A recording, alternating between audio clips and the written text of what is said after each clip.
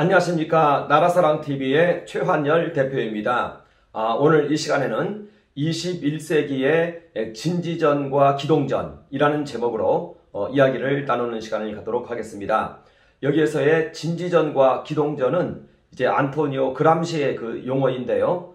이것이 오늘날 어떻게 우리나라 혹은 이 자유민주주의 이 세계 속에 혹은 자본주의 세계 속에 자리 잡고 또 활동하고 있는지 여기에 대해서 한번 살펴보는 시간을 갖도록 하겠습니다.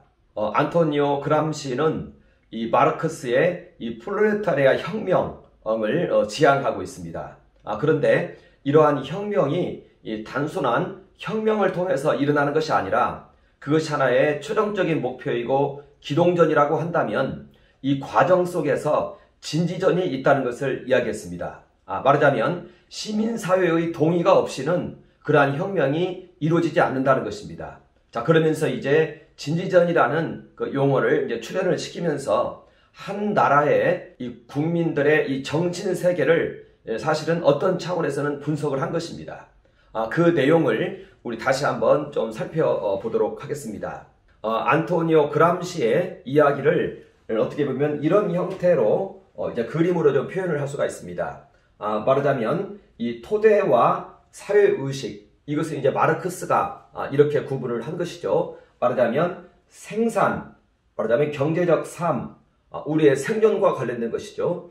이것이 이제 한 사회의 토대라고 이야기를 한 것입니다. 그리고 이 토대로부터 나오는 사회적 의식을 이렇게 이제 저는 도식화한 것입니다. 물론 이 도식은 제가 이렇게 좀 이해의 편의를 위해서 세운 도식이니까 이 점 참조하시길 바랍니다. 마르크스는 이제 여기에서 이 토대, 생산의 이 변화가 이 사회의식의 변화를 고스란히 초래한다. 이것을 이야기를 한 것입니다. 그러면서 여기의 변화는 생산의 변화는 이 사회적 의식을 고스란히 그냥 초래하기 때문에 이곳에서의 이 시민사회 역할에 대해서 크게 문제를 삼지 않았습니다. 말하자면 이게 변하면 자연이 변하니까요. 그런데 안토니오 그람시는 그렇지 않다. 말하자면 마르크스는 기계적 인간관을 가지고 있었던 것입니다. 그런데 안토니오 그람시는 그렇지 않다. 그냥 여기에 우리 인간 정신이 종속되어 있지 않다. 이런 형태의 이야기를 좀 했던 것입니다. 그러면서 이런 시민사회에서의 이 절대적인 동의가 있는데 이 동의를 획득하지 않으면 이 프롤레타리아 혁명은 성공할 수 없다. 이런 형태로 이야기를 한 것입니다. 말하자면 이 마르크스는 이 생산, 이게 변하면은 자연적으로 이 그 사회적 의식이 그리고 이제 정부를 비롯해서 시민사회, 이러한 사회적 의식이 제도가 바뀐다. 이렇게 이제 얘기를 했던 것입니다. 그러면서 이제 마르크스는 분석을 했는데요. 이러한 생산은 노동과 생산 관계로 이렇게 구분될 수 있다. 그리고 이 노동은 생산 도구와 노동 대상이 있고, 그리고 생산 관계는 자본가와 노동자가 있다. 이렇게 얘기를 합니다. 그러면서 이 마르크스는 어떻게 이 세계의 역사가 변화되었는지를 쭉 열거합니다. 그런데 마르크스가 열거하는 것을 보면은요, 생산 도구의 변화를 열거하고 있어요. 말하자면 석기시대부터 해가지고 또 청동기 시대, 철기 시대, 또 중세 그 봉건 시대 하면서 이렇게 생산 도구를 열거하는데, 이제 자본주의의 다음 단계를 얘기할 때는 오히려 이 생산 관계를 가지고 이제 그 사회의 변화를 말하자면 자본주의에서 공산주의로 간다. 이런 형태로 이제 이것을 얘기를 한 것입니다. 그런데 그것은 잘못된 얘기이죠. 말하자면 애덤 스미스는 이 분업을 해석을 할 때 생산 도구의 발견을 초래한다. 말하자면 덩어리로서는 그게 기계화가 되지 않습니다. 그러나 분업을 통해서 단계를 쪼개어 놨을 때는 이제 그 각각의 단계에 대해서 전문성이 생겨나는 것이고, 여기에서 기기가 출현한다. 여기에서 기술이 출현하고 아이디어가 출현하고 이게 이제 기계가 출현한다. 말하자면 시장에서의 이윤 행위를 허용을 하면은 이와 같이 그곳에서 기술이, 과학이, 아이디어가 나온다. 이것을 얘기했던 것입니다. 그리고 이 이윤이 축적된 것이 자본인데, 이 자본은 이제는 그 회사의 그 증서를 가져오고 또 다른 산업으로의 투자를 가져와서 산업군을 일으키는 그러한 역할을 한다. 그리고 그것이 바로 기업이고 그것이 바로 일자리이다. 이렇게 얘기를 했던 것입니다. 그러니까 애덤 스미스가 말하는 이 분업은요, 기술이고 시장이고 자본이고 기업이라는 것입니다. 그래서 이것이 일자리라는 것입니다. 여기에 의해서 이제 기업이 나오고 자본가가 나오고 노동자가 나오는 이렇게 되는 것이죠. 그러니까 애덤 스미스가 말하는 이 자본가는 기업가를 말하는 것입니다. 일자리를 제공하는 사람을 말하는 것입니다. 말하자면 여기에서의 자본가는 기술과 자본을 가지고 있는 자를 말하는 것입니다. 이게 나타났을 때 노동자에게 많은 일거리가 제공이 되더라. 이렇게 이야기를 하는 것입니다. 그리고 실질적으로 이 자유민주주의 세계를 보면은요, 아무리 큰 회사라도 그 회사의 매출이 100이 있다면 이 자본가에게 가는 것은 이익이죠. 가는 것은 한 1% 정도밖에 안 됩니다. 99%는 전부 노동자와 하청사에게 배분이 되는 것이죠. 이것이 어떻게 보면 정상적인 이 세계의 작동 원리인 것입니다. 이것이 바로 자유민주주의 세계의 그 작동 원리인데, 이제 마르크스는 여기에서 이 부분만 집중을 하면서 그 당시에 자본주의의 폐단이 많이 나타났었거든요. 그러면서 자본가가 노동자를 착취하고 있다 하면서 이 분업에 있어서의 많은 생산의 효율성을 자본가가 다 가져간다, 이렇게 얘기를 한 것입니다. 그러면서 이 모순 관계가 이제는 하나의 혁명으로 나타날 것이다. 특히 선거라는 제도를 통해서 보면은 이제 자본가와 근로자가 한 9대1 정도 됩니다. 그러니까 이 근로자의 편을 드는 사람이 나오면은 하나의 그 혁명이 일어날 수 있다. 프롤레타리아 혁명은 자연스러운 것이다. 당연한 것이다. 이런 형태로 이제는 마르크스는 논리를 전개를 했다는 것입니다. 그런데 이런 상황 속에서 1914년도에 1차 세계대전이 벌어졌습니다. 그러자 이 많은 프롤레타리아, 이 근로자들이 전부 나라를 위해서 전쟁터로 나아가는 그러한 일이 벌어지고, 그래서 더 이상 이 공산주의는 더 이상 이제 제 인터내셔널 이 마르크스주의는 그 허구가 드러나 버렸다는 것입니다. 그리고 안토니오 그람시는 그 당시에 무솔리니의 그 파시즘 치하에 있었습니다. 이탈리아가요. 그런 상태에서 그것을 자본주의로 이해를 하고 여전히 이 안토니오 그람시는 이 마르크스의 이 이론의 추종자가 되어서 이것을 어떻게 이탈리아 내에 접목을 시킬 것인가, 그것을 연구하면서 사회를 깊이 분석을 했습니다. 이렇게 사회를 깊이 분석을 했을 때 이 사회 내에 강한 어떠한 그 동질감과 이 애국심과 이 체제에 대한 인정하는 이러한 마음이 뿌리 깊게 국민들 사이에 배어 있다는 것을 이제 발견을 하게 되는 것입니다. 그리고 여기에서 우리가 추가적으로 하나 좀 알고 넘어가야 될 것이 있는데요. 우리 인간은 정신적인 존재입니다. 마르크스가 말하는 것처럼 그냥 물질적인 존재가 아니라, 물질적인 존재는요, 이 물질이 바뀌면은 이 그 의식은 그냥 자동적으로 따라오면서 바뀌어요. 이게 마르크스가 가지고 있는 하나의 그 신에 대한 개념이에요. 정신을 인정하지 않아요. 물질로부터 정신이 파생되었다고 보는 거예요. 그런데 우리 인간은 그 정신적인 존재인 것입니다. 그러니까 어떻게 보면 이 생산의 변화를 일으키는 생산 도구도 정신에서 나온 것이라는 겁니다. 그러니까 이 정신적인 존재인 인간은 이 생산 문제, 경제적 삶, 생계의 문제가 해결이 되면은 더 이상 여기에 대해서 집착하지 않는다는 것입니다. 그러니까 마르크스가 말하는 것처럼 생계 문제를 가지고 모든 사회의식이 출현하는 것이 아니라는 것입니다. 이것은 생계 문제만 해결이 되어지면 더 이상 이제 인간은 여기에 종속되어 있지 않다는 것입니다. 이러한 것은 이제 공산주의자들이 거의 간과하고 있는 이제 그러한 개념인 것입니다. 어찌됐든 안토니오 그람시는 그 마르크스의 프롤레타리아 혁명, 경제적 평등이죠. 이것을 추구하면서 어떻게 이 나라에 이걸 실현할 것인가? 왜 이러한 현상이 발생했는가? 왜 모든 국민들이 결정적인 순간에 혁명으로 나가지 않고 다들 전쟁터로 나가서 나라를 지키는 방향으로 나아갔는가? 이것을 분석하면서 한 나라에는 거대한 그 하나의 그 동의가 존재한다는 것을 알게 됐다는 것입니다. 이것이 바로 이제 헤게모니인 것입니다. 안토니오 그람시는 이 헤게모니를 가리켜서 지배의 헤게모니다, 지배 계급의 헤게몬이다. 이렇게 이제 표현을 했습니다. 부르주아 헤게몬이다. 이렇게 표현을 했습니다. 그런데 저는 그걸 그렇게 표현하고 싶지 않고 일반 헤게몬이다. 이렇게 그냥 표현을 하고 싶습니다. 해서 이러한 일반 헤게몬이로서는 강한 동의인데 어떤 현상으로 우리에게 나타나느냐? 현실을 고스란히 수용을 합니다. 말하자면 이 체제를 인정을 한다는 것이죠. 그렇기 때문에 여기에서 성실함이 나옵니다. 그리고 이 사람들에게 갈수록 나타나는 것은 이제 애국심이라는 것입니다. 말하자면 현실 수용, 성실, 애국심 이러한 것이 이제 각 국민들 마음속에 깊이 있게 자리 잡고 있더라는 것입니다. 말하자면 그리고 이것은요. 생계 문제만 해결이 되어지면 고스란히 우리 국민들의 정서는 이 방향으로 흐르게 된다는 것입니다. 이때 안토니오 그람시는 생각을 할 때 바로 이 헤게모니를 깨뜨려야 프롤레타리아 혁명이 성공한다. 이렇게 이제 본 것입니다. 그리고 이 일반 헤게모니에 대항하는 대항 헤게모니를 만들어내야 된다.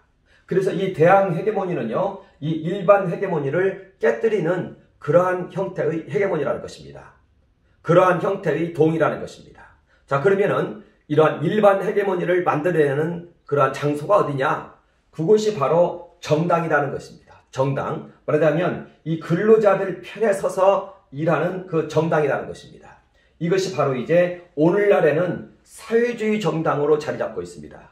그리고 이러한 사회주의 정당은 모든 나라에 있다는 것입니다.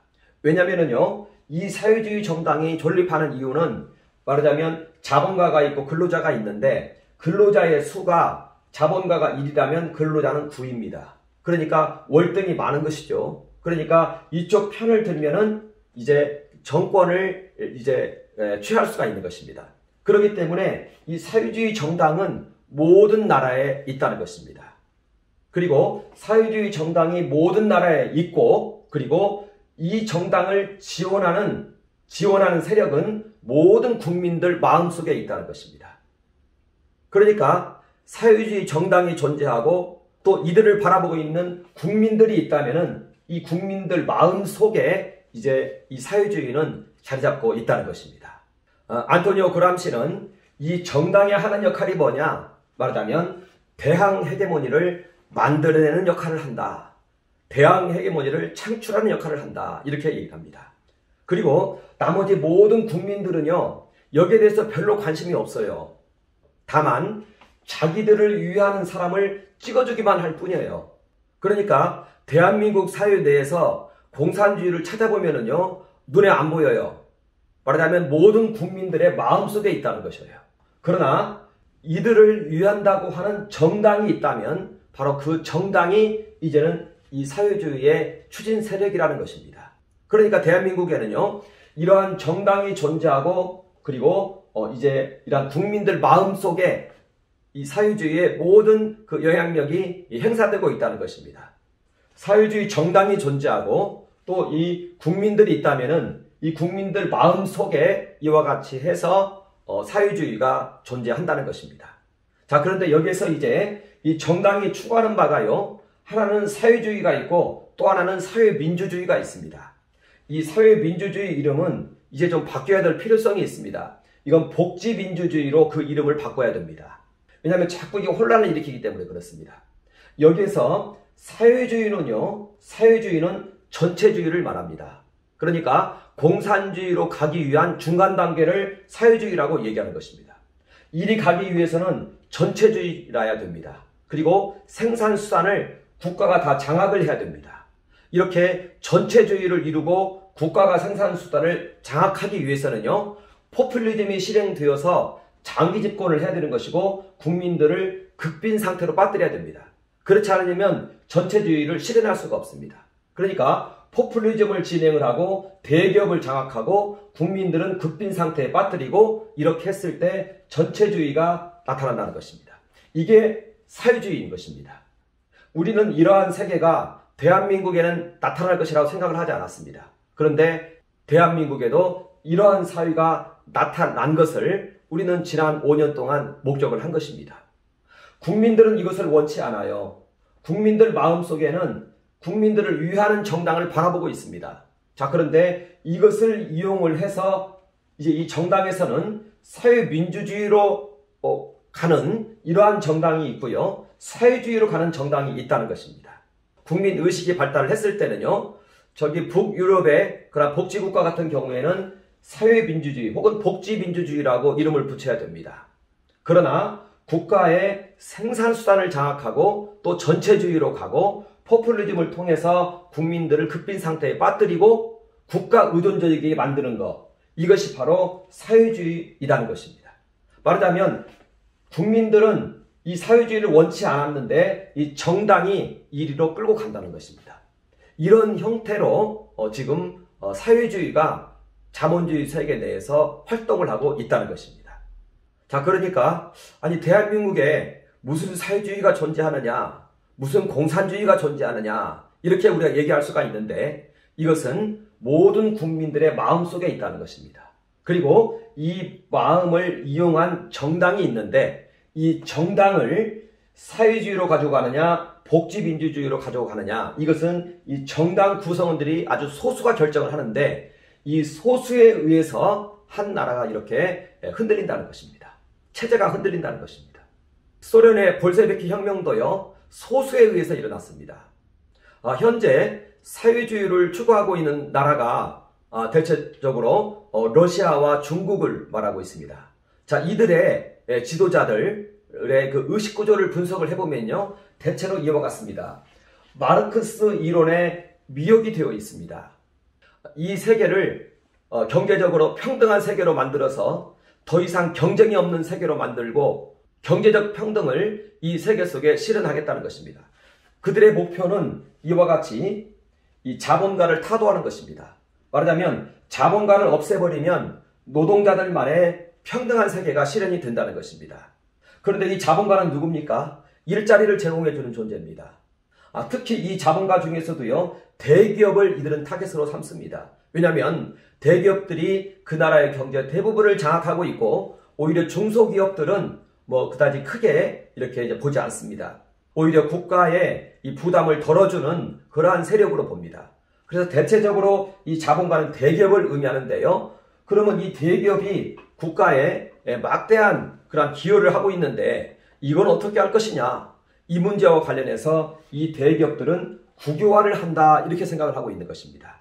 그러니까 러시아와 중국 같은 경우에 모든 대기업을 국가가 다 장악하고 있습니다. 자, 그러면서 이제 사회주의를 보면은요, 이렇게 마르크스 이론에 미혹이 되어서 모두를 평등하게 하겠다 하면서 주장을 했을 때 나타나는 존재가 국가가 모든 대기업을 소유하게 되는 이러한 모습을 보게 된다는 것입니다. 그래서 한 나라의 사회주의 정당, 그리고 이 사회주의 정당으로서 사회주의를 추구하는 정당은요, 전부 이 로망을 가지고 있습니다. 말하자면 국민들의 표를 얻어서 이제 정권을 취한 다음에 그 정권을 이용해서 대기업을 국유화해서 그 대기업을 자신들의 일자리로 삼는 그러한 로망을 가지고 있다는 것입니다. 그리고 이 정권을 계속 유지를 해야 되기 때문에 하나의 포퓰리즘을 통한 그러한 전체주의를 추구한다는 것입니다. 그리고 이렇게 포퓰리즘을 추구하면 나라가 망하죠. 그러나 그들은 나라가 망하는 것을 도리어 선택하는 경향이 있더라는 것입니다. 우리는 이것을 지난 정권을 통해서 그리고 다른 나라들을 통해서 이러한 것들을 사실은 좀 확인을 한 것입니다. 국민들을 급빈 상태에 빠뜨리는 것. 이게 레닌이 한 얘기입니다. 그래야만이 전체주의가 실현된다. 그렇게 얘기를 하는 것입니다. 국가의 발전은 그 다음에 해라. 말하자면 전체주의를 실현한 다음에 그 다음에 해라. 이렇게 이제 얘기를 하는 것입니다. 우리는 러시아의 푸틴이나 중국의 시진핑을 봅니다. 그리고 시진핑 주변에 많은 관료들을 봅니다. 그리고 그들을 보면은요, 국가를 위하고 있습니다. 인민들을 위하고 있다는 얘기죠. 그들도 자신의 체제가 잘못되었다는 것, 틀렸다는 것을 아마 알 수도 있습니다.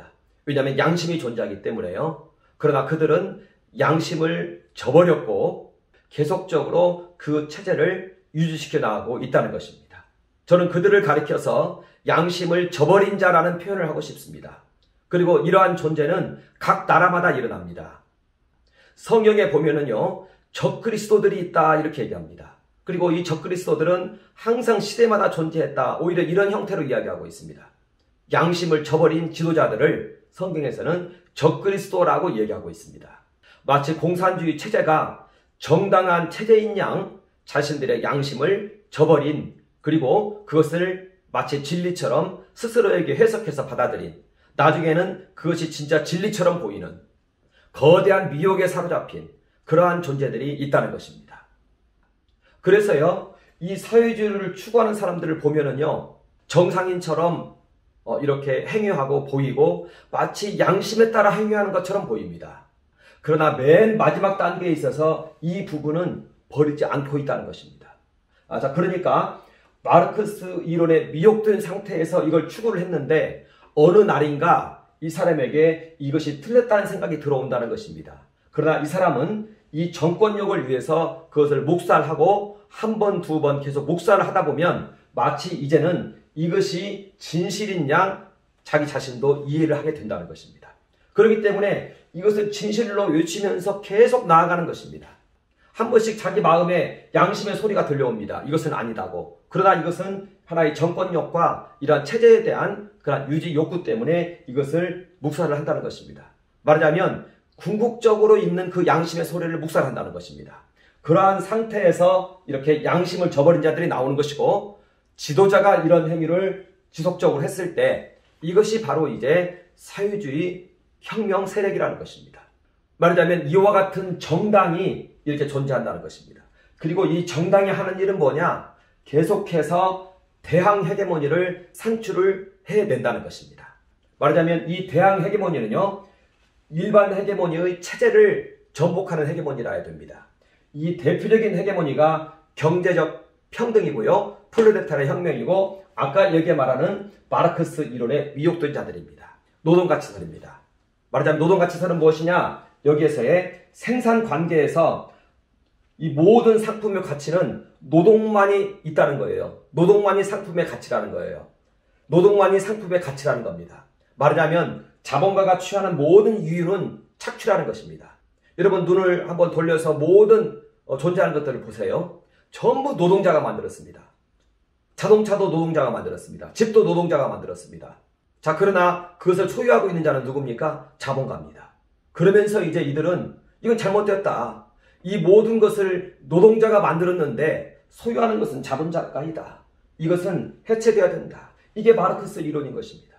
그러나 깊이 이제 사유를 추적해보면 나타납니다. 자동차가 노동자만에 의해서 만들어진 것이 아닙니다. 거기에는 기술이 있어야 되는 것이고 자본이 있어야 되는 것입니다. 그래서 모든 상품의 가치는 이런 노동가치설이 아니라 자본 플러스 기술 플러스 노동이라는 것입니다. 이것을 이제 이들도 압니다. 그러나 이제는 이것은 무시를 한다는 것입니다. 계속 주장을 해냅니다. 그게 바로 대항 헤게모니입니다. 말하자면 노동가치설을 얘기하면서 이제 자본가들을 타도해야 된다고 얘기를 한 것이에요. 이것이 바로 이제 그 프롤레타르의 혁명인 것입니다. 그러면서 이 체제가 잘못되었다. 대기업들의 모든 재산을 몰수해야 된다. 이러한 헤게모니를 계속적으로 여기서 발산을 해야 된다는 것입니다. 그래서 이 일반 헤게모니를 깨뜨리는 것입니다. 말하자면 우리나라의 체제 자체가 잘못되었다. 자유민주주의 체제 자체가 잘못되었다. 우리나라는 국가 자본주의로 가야 된다. 국가가 4대 기업을 소유해야 된다. 이렇게 얘기를 한다는 것입니다. 그리고 그 4대 기업은 이제 결국은 자신들의 일자리가 된다는 것입니다. 이것이 대한민국에서 지금 추진되고 있는 그러한 사회주의 혁명입니다. 말하자면 이 정당에서는 계속 이러한 경제적 평등이라는 프롤레타리아 혁명이라는 대항 헤게모니를 산출하고 있다는 것입니다. 이 대항 헤게모니를 통해서 이 국가의 정체성을 흔들어야 된다는 것입니다. 그래야만이 사회주의 혁명이 성공한다는 것입니다. 우리는 이런 세력이 도대체 어디에 존재하느냐? 없지 않느냐? 이렇게 말합니다. 그러나 아까 제가 말한 것처럼 이 사회주의 정당이 있다는 것입니다. 이 정당은 몇 명 되지도 않아요. 그런데 이들이 국민들 마음속에 있는 이 동의를 받아서 사회주의를 실현시키려고 하고 있다는 것입니다. 그러니까 공산주의자들이 눈에는 안 보여요. 그러나 정당 속에 있고요. 국민들 마음속에 있다는 것입니다. 국민들 마음속에 어마어마한 세력으로 자리 잡고 있다는 것입니다. 그렇기 때문에 이러한 일들이 계속적으로 진행이 되는 거예요. 우리나라에서도요. 우리나라에서도 그렇습니다. 이때 이제 안토니오 그람시는 이 대항 헤게모니를 유포해야 되는 것이 어디냐? 이 헤게모니가 나오는 것이 어디냐? 이 일반 헤게모니가 나오는 것이 어디냐? 바로 교회와 교육과 언론을 통해서 이러한 일반 헤게모니가 계속적으로 산출되고 있더라. 말하자면 교회와 교육과 언론, 이 중에서도 교회와 교육, 이것에 의해서 나라가 지탱되고 있더라. 이것이 정상적으로 작동하면은 아무리 여기에서 문제가 생기더라도 나라는 전복되지 않더라. 그러니까 교회와 교육과 언론을 무너뜨려야 된다. 이게 그람시의 얘기인 것입니다. 그러니까 이 정당에서는 지속적으로 여기에 영향을 미치는 방향으로 행위를 한다는 것입니다. 그러니까 공산주의를 추구하고 이 사회주의 혁명을 추구하는 자들은 이제는 교회 속으로 들어가고 교육 속으로 들어가고 언론 속으로 들어가라, 이렇게 얘기를 한다는 것입니다. 그러니까 교회와 교육과 언론 속에 이 사회주의자들이 다 있다는 것입니다. 이 사회주의 지도자들이 다 있다는 것입니다. 자, 그러면서 나온 것이 이제 차별금지법이고 우리나라의 역사 왜곡이고 우리나라의 언론 장악이라는 것입니다. 여기에 이 차별금지법은요, 교회 파괴를 위한 그러한 법입니다. 이때 이 차별금지법에 프로이트가 대거 차용이 됐습니다. 이 프로이트 이론을 보면은요, 슈퍼에고, 에고, 이드 이렇게 되어 있습니다. 여기에서 이드는요, 정욕과 같은 육의 소욕을 산출하는 그러한 존재입니다. 자, 그리고 슈퍼에고는요, 프로이트에 의하면 슈퍼에고는 도덕이나 이러한 것인데 우리 양심입니다. 양심. 자, 그런데 프로이트는 이 슈퍼에고가 이들을 억압해가지고 모든 신경병이 생기는 것이고 이것이 우리 인간의 모든 행복을 앗아가고 있다, 이런 형태로 이야기합니다. 그런데 기독교에서는요, 이 슈퍼에고가 양심으로서 거룩한 존재이고 우리가 이 양심이 많이 무뎌져 있는데, 타락하여 있는데 예수 그리스도를 통하여 거듭 태어난다, 이렇게 얘기합니다. 그러니까 영적 존재다, 이렇게 말합니다. 그러니까 기독교에서는요, 우리 안에 영적 존재가 존재하고 그리고 육적 존재가 존재한다, 이렇게 말합니다. 그러면서 기독교는 이 영적 존재를 추구합니다. 양심을 추구한다는 것이죠. 자, 그런데 프로이트는 이 육적 존재를 추구합니다. 이게 프로이트 철학인 것입니다. 이것이 이제 공산주의자들에 의해서 차용이 됐는데 이게 대항 헤게모니로서 중요한 역할을 한다는 것입니다. 말하자면 성평등을 말합니다. 자유분방한 그런 성관계를 말합니다. 성을 통해서 누리는 행복을 말합니다. 왜 성을 통해서는 종족 번식만 하게 하느냐? 이걸 가지고 우리가 행복을 얼마든지 누릴 수 있는데 왜 그렇게 얘기하느냐? 이렇게 말합니다. 말하자면 프로이트 이론에서 말하자면 육적 존재, 정욕을 산출하는 그 존재를 인정하고 그 존재를 오히려 더 타당하게 보는 이러한 철학입니다. 이것은 참으로 분별하기가 어렵습니다. 그러나 그 철학을 가지고 교회에 들어오면 교회가 파괴가 되는 것입니다. 말하자면 이러한 행위를 지금 하고 있다는 것입니다. 여기에서 보면은요, 저는 이 대항 헤게모니를 오히려 이러한 것들은 반 헤게모니라고 말을 하고 싶어요. 말하자면 파괴를 위한 파괴, 이러한 헤게모니라는 것입니다. 이것이 지금 교회 가운데 깊이 들어오고 있다는 것입니다. 자, 그리고 또 우리나라 과거에 이 주사파들이 이 교육적으로 많이 들어갔습니다. 전교조에 그러한 존재가 많다, 이렇게 제가 듣고 있습니다. 약 5만 명가량 되어지는데요. 지금은 좀 더 줄었을 것입니다. 몇 년 전에 그와 같이 되었습니다. 이 전교조를 통해서 전교조 전체를 그렇게 말할 수는 없겠지만 역사 왜곡이 어마어마하게 우리나라에 일어났습니다. 자, 그래서 어떤 형태로 역사 왜곡이 일어났느냐? 역사책에서 공산주의를 다 빼버렸습니다. 그리고 공산주의를 핍박한 사람들을 전부 이렇게 부정적인 것만 열거를 했습니다. 대표적인 인물이 이승만과 박정희입니다. 이승만과 관련된 그 악행만 다 기록을 하고요, 역사책에. 박정희와 관련된 안 좋은 점만 다 기록을 했습니다. 그리고 역사책에서 공산주의가 우리나라에 끼친 영향이 어마어마한데 우리나라 독립군의 소멸도요, 공산주의자 이동유 때문에 그랬습니다. 공산주의자 이동유를 비롯한 사람들이 우리나라 독립군들을 전부 자유시로 끌어다가 거기에서 다 괴멸을 당해버렸습니다. 이렇게 해서 독립운동이 사라지게 되었습니다. 이런 것은 역사책에 없습니다. 말하자면 공산주의와 관련된 모든 것을 다 빼버렸습니다. 왜냐하면 이렇게 이제 프롤레타리아 세계로 가야 되는데 여기에서 공산주의란 부분을 다 빼버린다는 것입니다. 그래야만 이 혁명이 성공하니까 그러겠죠. 이러한 역할을 했다는 것입니다. 지금 역사책을 보면 그렇게 되어 있습니다. 다 잘못되어 있습니다. 역사책을 보면 중요한 부분들이 전부 누락이 되어 있다는 것입니다. 그래서 우리나라 역사책을 깊이 읽으면요, 국사를 깊이 읽으면 이렇게 사회주의자가 되어 있습니다. 그리고 현재 체제를 부정하게 되어 있습니다. 이러한 역할을 지금 일을 하고 있다는 것입니다. 역사 왜곡입니다. 교육입니다. 교육을 파괴해서 국민들 마음속에 애국심을 뺏고 있다는 것입니다.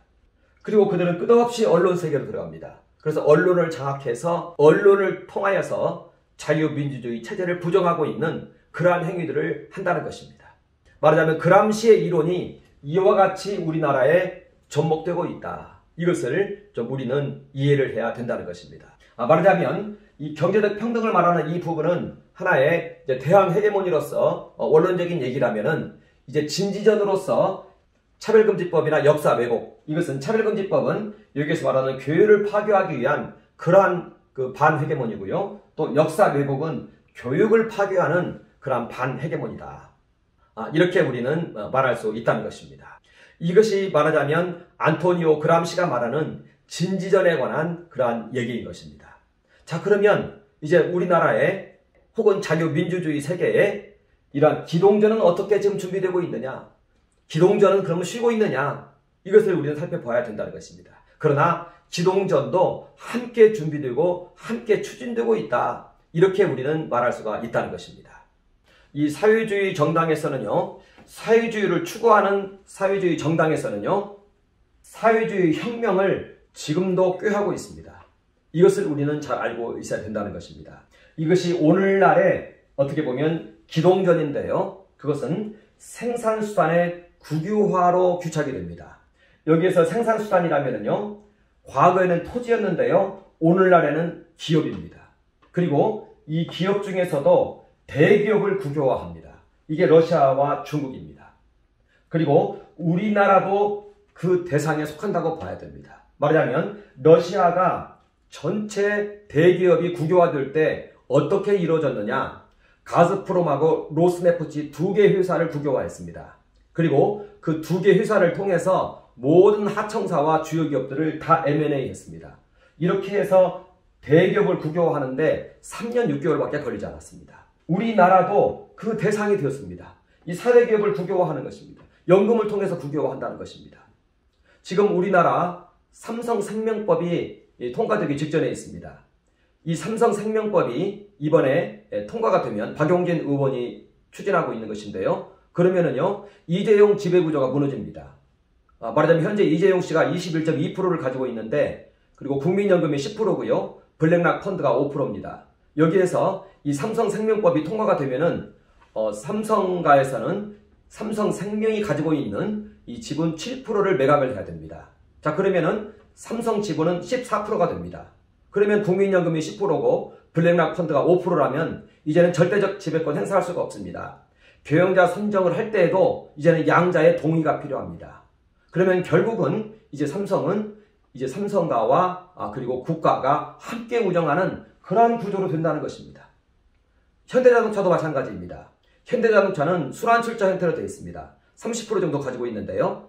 이것을 15%로 의결권 제한하려고 하는 법이 논의되었었습니다. 이게 지금 유예가 됐는데요. 이러한 법도 다시 등장해가지고 통과가 돼버리면 현대자동차도 국유화되는 것이에요.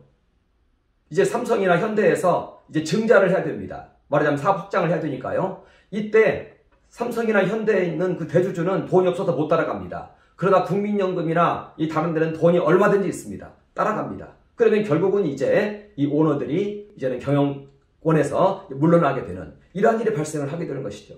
이러한 상태에서 사회주의 정부가 들어서면은 이 4대 기업 국유화는 일도 아니게 된다는 것입니다. 이러한 것이 지난 정권 때 시도가 되었다는 것입니다. 과거에 1919년도에 레닌의 1차 코민테른이 있었습니다. 이 1919년도에 시작됐는데요. 이때 각 약소국들에게 소련에서 자금을 어마어마하게 지원했습니다. 사회주의 정당에게 돈을 주었습니다. 우리나라의 경우에도 이동유를 비롯한 이 사회주의자들이 60만 마르크를 받았습니다. 이때 한 40만 마르크를 실질적으로 받았는데요. 이 돈 가지고 상해 임시정부에 돌아와서 이 상해 임시정부가 기능을 하지 못하게 만들었습니다. 코민테르는 이 국제공산당을 말합니다. 각 나라의 공산정부를 추구하는 정당을 이제는 이 소련에서 지원을 그렇게 했던 것입니다. 이게 이제 1943년도까지 갔습니다.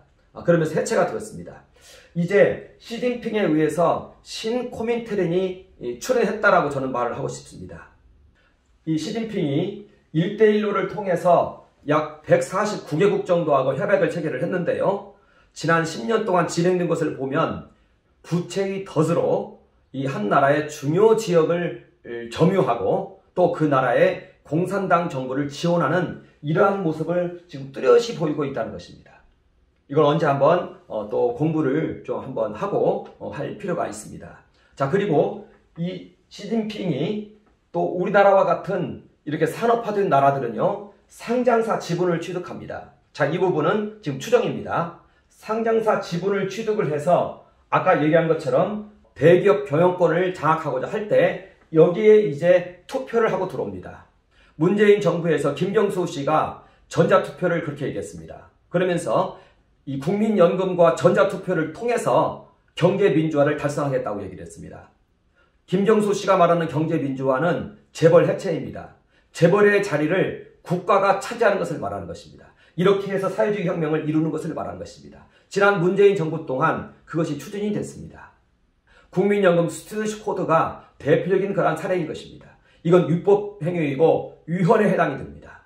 그러나 이것을 다 법제화했고 시행령을 고쳐서 모든 국민연금 투자기업에게 이사를 파견할 수 있게 만들었고 배당에 국가가 관여할 수 있는 길을 열었습니다. 이것이 지난 5년 동안 일어난 일이었던 것입니다. 그러면서 지금 삼성생명법이 올라가 있습니다. 이게 통과가 되어지면 이제 이재용 씨 단독 지배체제는 해체가 되는 것입니다. 이때 이제 3% 이상 지분만 가지고 있으면 스튜어드십 코드를 걸 수 있습니다. 누구든 걸 수 있습니다. 이때 중국에서 취득한 지분을 가지고 전자투표를 하고 들어올 수 있다는 것입니다. 그래서 국민연금에서 그렇게 전자투표를 얘기해요. 그래서 대기업들이 지금 많은 대기업들이 삼성전자를 포함해서 이 전자투표를 통해서 추총을 하고 있습니다. 이런 부분도 법규를 통해서 방어가 돼야 됩니다. 중국에 국유기업이 있습니다. 중앙국유기업과 지방국유기업이 있는데요. 중앙국유기업이 한 13,4천 개 됩니다. 그리고 지방국유기업이 한 31,000개 됩니다. 이렇게 되는데 지방국유기업은 뭐 일반 기업하고 똑같이 행동을 합니다. 그런데 중앙국유기업은 다릅니다. 이것은 국가자산관리감독위원회에서 다 관리가 되고 있는데요. 이것은 한 회사인 것입니다. 공산당이 다 장악하고 있습니다. 여기에서 1년 동안 나오는 이익이 얼마인 줄 아십니까? 480조입니다. 2017년도 자료입니다. 480조면은요, 5년 동안 모으면 2,500조입니다. 우리나라 상장사 시가총액이 2,500조가 못 됩니다. 지금은 주가가 많이 떨어져서 아마 한 2,000조 될 겁니다. 우리나라를 다 살 수 있다는 얘기예요.